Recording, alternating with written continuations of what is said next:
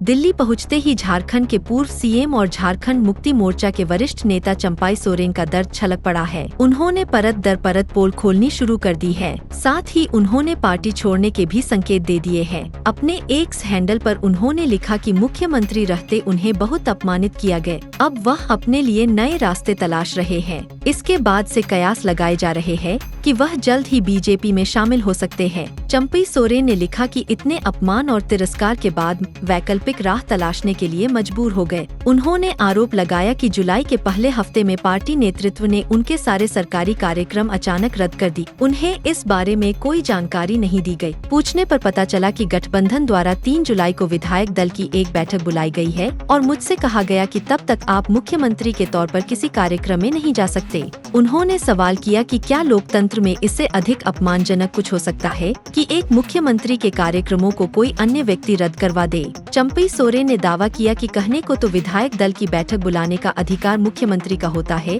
लेकिन मुझे बैठक का एजेंडा तक नहीं बताया गया था। पूर्व मुख्यमंत्री ने कहा कि बैठक के दौरान मुझसे इस्तीफा मांगा गया। मैं आश्चर्यचकित था, लेकिन मुझे सत्ता का मोह नहीं था, इसलिए मैंने तुरंत इस्तीफा दे दिया। लेकिन आत्मसम्मान पर लगी चोट से दिल भावुक था। वह अपने आंसुओं को रोकने की कोशिश कर रहे थे, लेकिन उन्हें सिर्फ कुर्सी से मतलब था। मुझे ऐसा लगा मानो उस पार्टी में मेरा कोई वजूद ही नहीं है, कोई अस्तित्व ही नहीं है, जिसके लिए हमने अपना पूरा जीवन समर्पित कर दिया। चंपाई सोरेन ने लिखा कि इस बीच कई ऐसी अपमानजनक घटनाएं हुई जिनका जिक्र वह फिलहाल नहीं करना चाहते हैं। चंपाई सोरेन ने कहा कि मैंने भारी मन से विधायक दल की उसी बैठक में कहा कि आज से मेरे जीवन का नया अध्याय शुरू होने जा रहा है। उस दिन से लेकर आज तक और आगामी झारखंड विधानसभा चुनाव तक इस सफर में मेरे लिए सभी विकल्प खुले हुए हैं। चंपाई सोरेन ने कहा कि यह उनकी व्यक्तिगत लड़ाई है और वह नहीं चाहते हैं कि कोई अन्य पार्टी सदस्य इसमें शामिल हो या संगठन को कोई नुकसान पहुंचे। उन्होंने कहा कि मैं उस पार्टी को नुकसान पहुंचाने के बारे में कभी नहीं सोच सकता जिसे हमने अपने खून पसीने से सींचा है,